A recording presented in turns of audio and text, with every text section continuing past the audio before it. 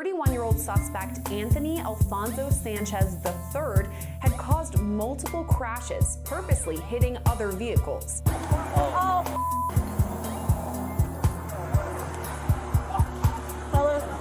He just stole the patrol car.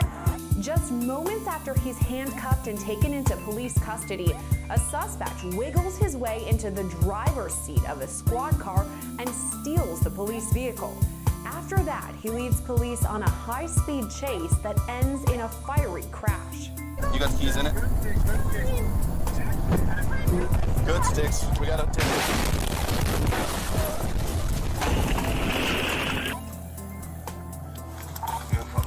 We got a vehicle on fire.